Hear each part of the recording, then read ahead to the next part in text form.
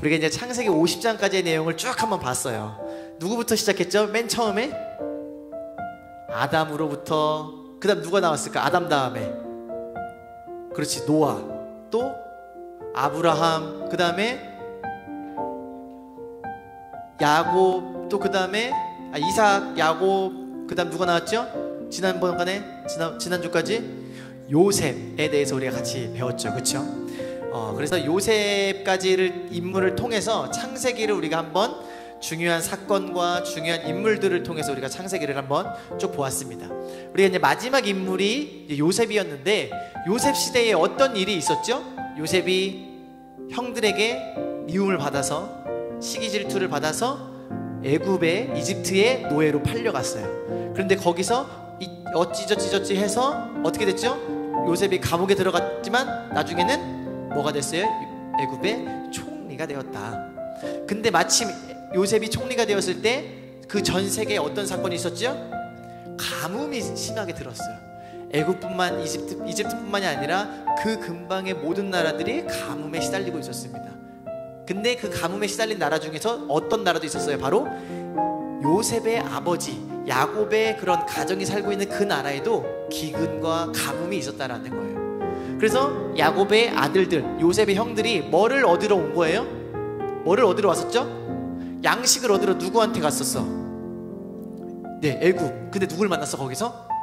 요셉을 만나게 돼요. 근데 요셉이 이렇게 고백을 하죠. 형들이 나를 이곳에 이끈 것이 아니다. 형들이 나를 미워해서 이곳에 이끈 것이 아니라 하나님이 생명을 살리시려고, 우리 가정과 그리고 전 세계의 생명을 살리시기 위해서 나를 이곳에 먼저 보내셨다라고 이렇게 이야기를 합니다.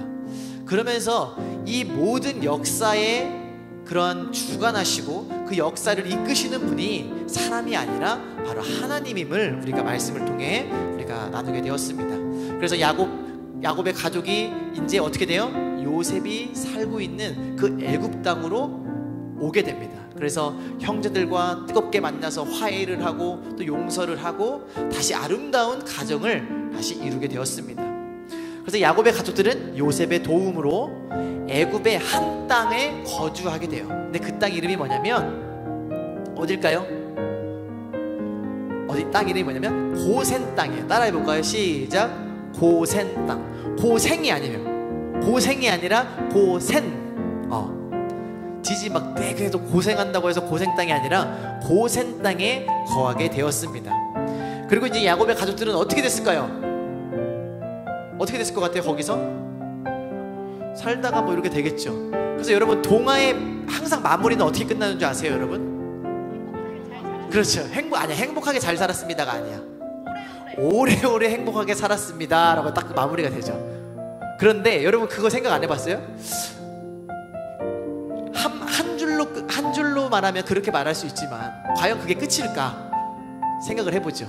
근데 우리가 창세기까지 내용만 딱 봤을 때 어떻게 끝나는 거냐면 요셉과 야곱과 야곱의 그 가족들이 만나서 다시 오손도손 행복하게 오래오래 살았답니다 하고서 마무리 지면은 얼마나 좋겠어요.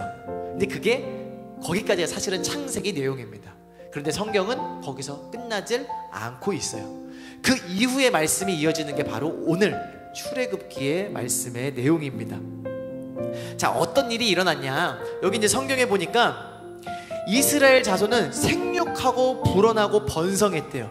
그러니까 이스라엘 자손의, 그러니까 야곱의 아들들, 이스라엘 자손들의 그 숫자가 어떻게 된 거예요? 점점 늘어나고 있는 거예요. 여러분, 지금 우리나라의 인구가 몇 명이죠? 약 한 5천만 명 이렇게 되잖아요.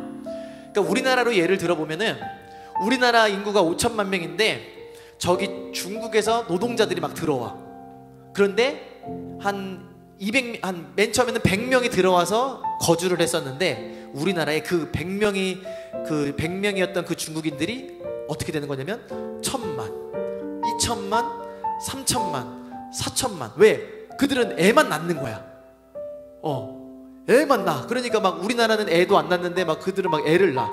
그래서 우리나라가 5천만 명인데 중국인들이 지금 우리나라에 한 4천만, 5천만 산다라고 해보세요. 그럼 여러분 어떨 것 같아? 무섭지, 진짜로. 왜? 어떤 생각이 들어요? 저 중국이 이제 조만간 우리나라를 어떻게 하겠다?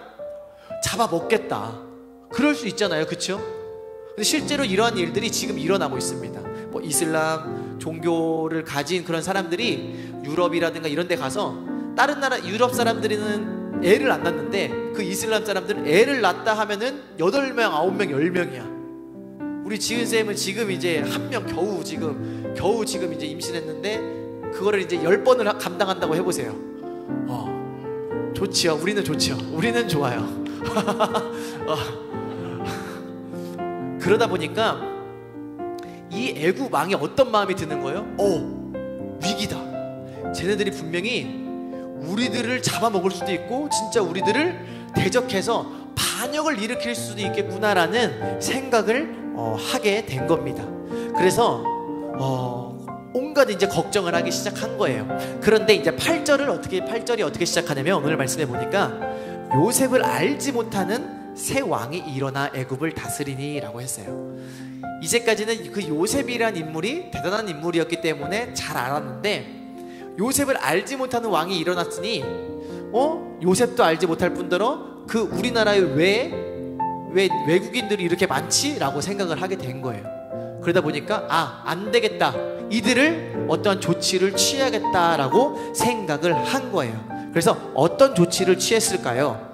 그러한 말씀이 오늘 10절에서 14절에 나와 있으면 우리 한번 같이 한번 읽어보도록 할게요.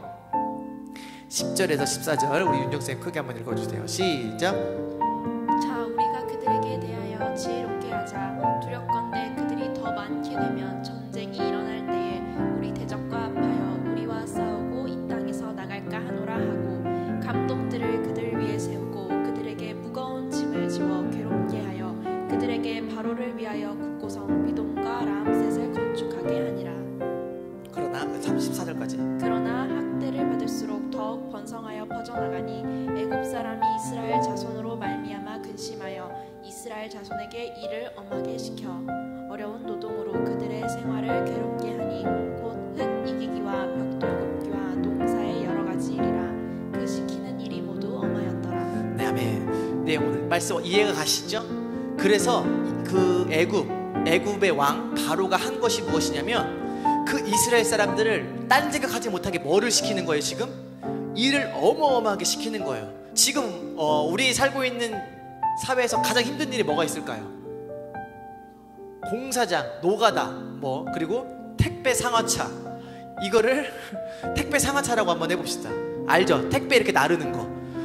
추석 때 되면은 쌀도 나르고 감자도 나르고 고구마도 나르고 그거를 한 8시 저녁 8시부터 새벽 6시까지 매일 거의 안 쉬고 한다고 생각을 해보세요. 근데 그러한 노동을 이 애굽 왕이 이스라엘 사람들에게 시키는 거예요. 조금도 쉬지도 못하고 그냥 계속 일하게 시키는 거야. 왜? 딴 생각하지 못하게 하려고.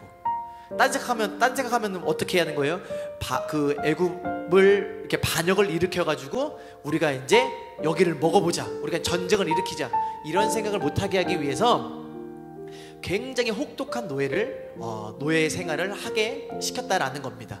그래서 그때 당시에 지어진 건물들이 있어요. 우리가 잘 알고 있는 이집트의 어떤 건물이죠? 피라미드라든가 이러한 그 세계 불가사리에 꼽히는 그 불가사리가 아니라 불가사리에 꼽히는 그 중에 하나죠. 왜? 도저히 이건 어떻게 인간이 짓냐. 근데 그걸 누가 지었냐면 바로 이 이스라엘 시대에 이스라엘이 노예 생활에 있을 때 그런 건물을 지었다라는 거예요. 그러니까 여러분 생각해 보세요. 그 어마어마한 건물을 짓게 하기 위해서 얼마나 이스라엘 백성들이 고생을 하고 고통을 당했을까. 근데 그러한 일들을 이스라엘에게 시켰다라는 것입니다. 그런데 이게 몇 년 끝난 것이 아니라 이게 몇 년 동안 지속됐을 것 같아요. 430년. 몇 년이요? 430년. 우리가 몇 살까지 살아요? 우리가 한 90살까지 산다라고 했을 때 자식이 자식을 낳고 이렇게 해서 몇 대가 거치게 되는 거예요. 그럴 때까지 노예 생활을 했던 나라가 바로 이스라엘 나라입니다. 여러분 어땠을 것 같아요? 고통스러웠겠죠? 태어나자마자 노예가 돼서 죽을 때도 노예가 되는 정말 그런 비참한 삶을 살았던 사람들이 바로 이스라엘 백성입니다.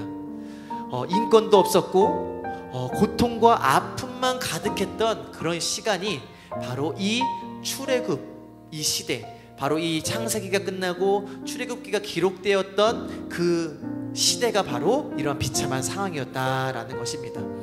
여러분, 이스라엘의 고통은 정말 최고조에 이르렀어요.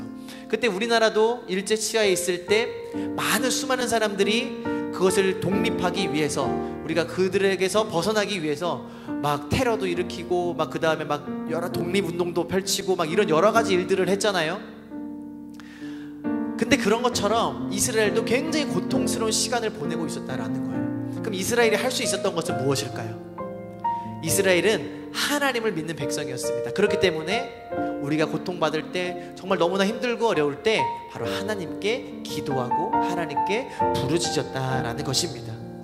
자, 그래서 이런 이런 시대가 바로 그 출애굽의 그런 시대였다라는 것을 우리가 기억을 하시고, 그러면서 그런데도 이 인구가 줄어들 기미가 보여요, 안 보여요? 보이질 않는 거예요. 오히려 점점 더 번성해져 가는 거예요. 막 그게 예를 들어 뭐 500만이었다가 막 1000만이었다가, 근데 막 노예로 막 그렇게 막 고생을 시키는데도 이제 줄어들겠지 했는데 줄어들어, 안 줄어들어? 전혀 안 줄어들어. 그래서 안 되겠다, 애굽 왕이 한 가지 정책을 더 핍니다. 어떤 정책을 폈어요? 바로 앞으로 이 히브리 사람들, 이스라엘 사람들이 자식을 낳으면은, 딸을 낳으면 어떻게 하고?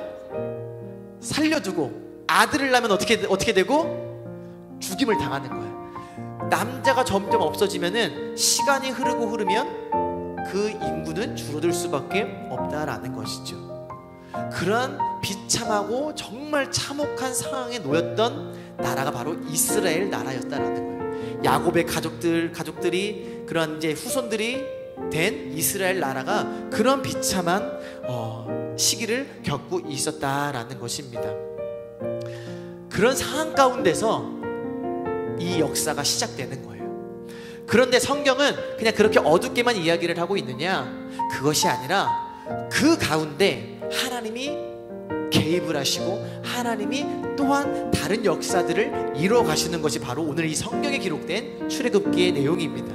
바로 그 인물을 선택하는데, 우리가 이제 계속 성경을 보면서 아브라함을 택하셨고, 이삭을 택하셨고, 또 누굴 택하셨죠? 야곱을 택하시고, 또 야곱과 또 요셉을 택하시고, 그렇다면 거기서 이제 요셉을 택하시고 끝나는 것이 아니라, 이때 이스라엘이 노예로 있었던 이 시기에 하나님이 한 인물을 선택하십니다. 그 인물이 누구예요? 바로 모세입니다. 모세. 저와 여러분들이 잘 알고 있는 모세. 이 모세라는 인물을 하나님이 딱 택하게 되는 거예요. 어떻게 보면은 남자아이들을 다 죽이라고 막 명했는데, 그 명령을 따르지 않고, 그 애굽 사람들의 명령을, 애굽 왕의 명령을 따르지 않고 히브리 산파, 다시 말해 이제 그 애 낳는 것을 도와주는 그런 사람들이 있었어요. 그 사람들이 그런 이스라엘 사람들이 아이를 낳았을 때 그냥 그 아기들을 죽이는 것이 아니라 어떻게 하는 거예요? 몰래 살려주는 거예요. 영모를 딱 낳았어. 영모를 딱 보니까 너무 잘생겼어, 너무 멋있고, 얘는 장차 큰 일을 할 것 같아. 그래서 영모를 죽이는 척을 하고 어떻게 하는 거예요? 몰래 빼돌리는 거예요. 그래서 살려주고 그렇게 해서 살아난 한 인물이 바로 모세라는 인물입니다. 우리가 이제 앞으로 모세에 대해서 이야기를 쭉 들을 거예요. 우리가 이제 모세에 대해서 이야기를 들을 텐데, 모세의 이름의 뜻이 있습니다. 여러분, 모세는 어떤 이름의 뜻을 갖고 있을까요? 물에서 건져내다라는 뜻이에요. 여러분, 물에서 건져낸 게 뭐예요? 여러분, 물에 빠지면 우리 어떻게 돼요? 허우적거리죠. 그러니까 뭐 이런 물 말고, 예를 들어 막 바다에 이런 데 빠졌어. 수영을 잘하는 사람은 뭐 살아올 수 있지만, 일반적으로 물에 빠지게 되면 우리는 익사해서 죽게 돼요. 그렇지만 죽을 뻔한 상황에서 구조대가 왔어. 119 구조대가 와가지고 거기에 구명조끼를 주고 뭐 여러 가지 장비를 통해서 그를 건져냈어요. 그러면 그 사람은 물에 빠졌으나 어떻게 됐어요? 다시 살게 되는 거예요. 그래서 모세의 이름의 뜻은 물에서 건져내다. 다시 말해 이거는 우리가 두 글자로 무엇이라고 이야기하냐면, 이것을 구원이라고 이야기를 하는 거예요. 그래서 모세의 이름의 뜻은 딱 한 단어로 정했을 때 모세는 구원이다 라고 이렇게 이야기를 할 수 있다라는 것입니다. 이 말은 뭐냐면 비참하고 힘든 그 이스라엘의 그런 비참한 역사 가운데서 하나님이 모세라는 인물을 통해서 구원하실 것을 말씀하고 계신다라는 거예요. 왜 그냥 모세의 이름이 모세가 아니라는 겁니다. 하나님께서는 모세를 통해서 이스라엘 백성들을 구원하고 구하실 것이라는 강력한 의지를 보인 바로 사건이 모세라는 인물을 등장시킨 것이죠. 우리가 이제 모세를 통해서 하나님이 애굽 땅에서 고통받고 있는 그 이스라엘 백성들을 어떻게 구원하실 것인지 그런 구원의 역사를 보게 될 것입니다. 그래서 우리가 이제 앞으로 출애굽기를 쭉 나가면서 모세에게 어떠한 일들과 어떠한 기적과 모세를 통해서 하나님이 어떻게 역사하시는지 우리가 같이 나눌 텐데, 그것과 더불어 우리 이 모세의 이야기를 통해서 한 가지 사실을 더 보아야 합니다. 뭐냐면 우리가 모세의 탄생의 이런 그 배경들을 보면은 굉장히 비슷한 이야기가 있어요. 무엇이냐면 바로 예수님이 오실 당시의 시대적 상황과 굉장히 유사하다라는 것이죠. 이스라엘이 이 모세가 태어났을 때는 애굽, 이집트의 노예가 되었지만, 식민지였지만, 예수님 또한 예수님 시대 때에는 그 이스라엘이 로마라는 그런 강력한 나라의 식민지였습니다. 그리고 굉장히 이스라엘 백성들이 고통을 받는 시기가 바로 예수님 시대였다라는 것입니다. 아까 얘기했듯이 이 모세가 태어났을 때에 그 애굽 왕의 그런 명령에 의해서 아기들을 태어나는 즉시 남자애들을 다 어떻게 했어요? 다 죽였어요. 그런데 그것과 굉장히 유사하게 예수님 시대에도 이런 일들이 있었다라는 것입니다. 우리가 한번 마태복음 2장 10절을 한번 우리 미정쌤이 한번 띄워줘 보세요. 마태복음 2장 16절입니다. 2장 16절 우리 같이 한번 읽어보겠습니다. 시작. 이에 헤롯이 박사들에게 속은 줄 알고 심히 노하여 사람을 보내어 베들레헴과 그 모든 지경 안에 있는 사내 아이를 박사들에게 자세히 알아본 그때를 기준하여 2살부터 그 아래로 다 죽이니. 네, 여러분, 예수님이 태어나실 때도 이런 일들이 있었다라는 거예요. 왜? 동방으로부터 박사들이 왔어요. 뭐를 보고 따라왔냐면 우리 잘 알죠? 별을 보고 따라왔어요. 근데 왜 그 별을 따라가다 보면은 이 땅에 메시아가 올 것이라는 그런 사인을 받았어요. 그래서 별을 막 따라가고 있는데 그 별이 갑자기 어떻게 됐어요? 갑자기 별이 사라지게 되었어요.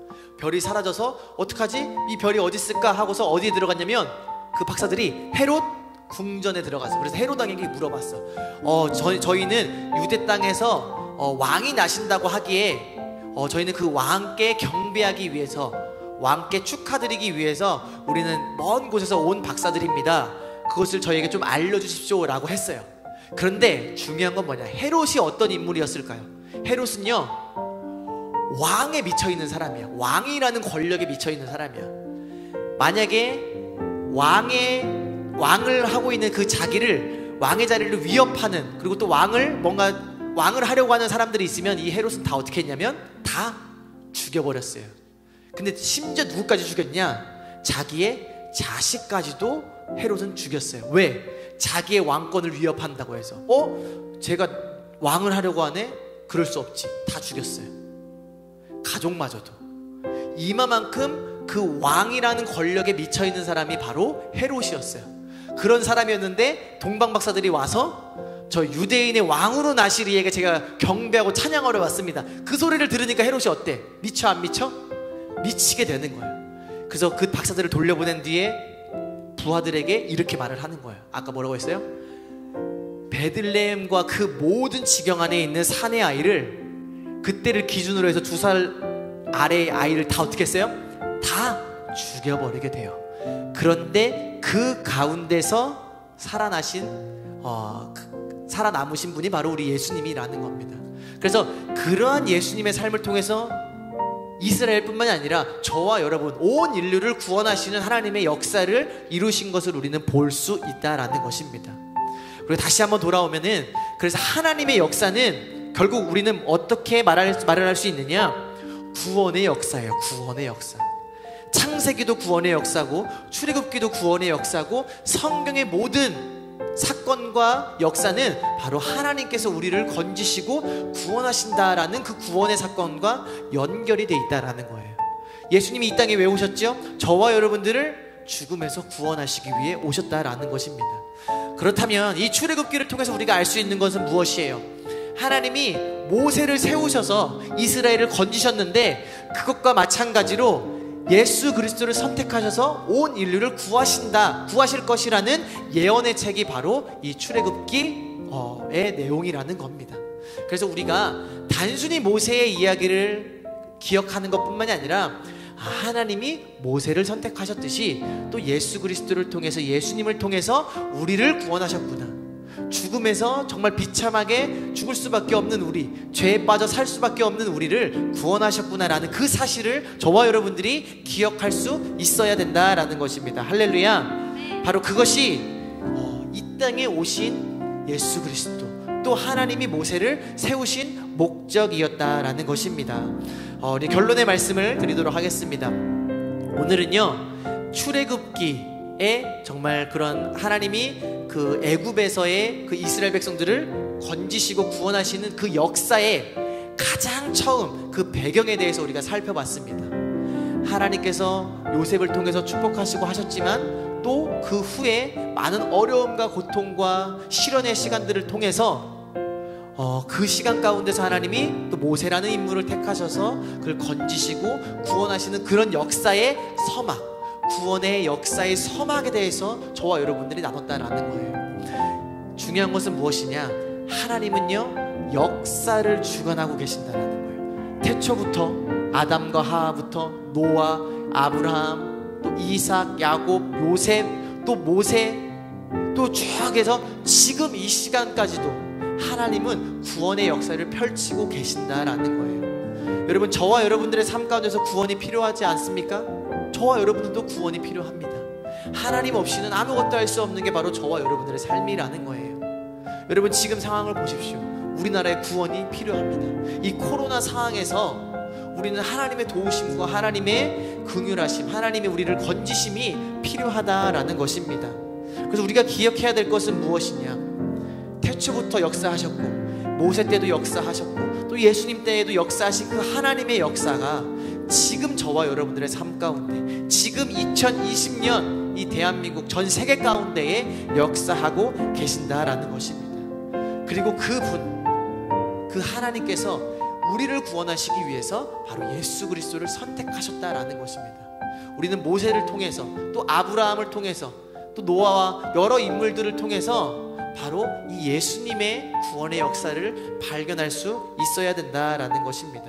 그래서 저와 여러분들이 이제 이 출애굽기를 통해서 구원하시는 하나님, 건지시는 하나님을 이제 보게 될 텐데, 여러분들이 그 가운데서 하나님의 놀라운 사랑과 은혜를 경험하시길 간절히 축복합니다.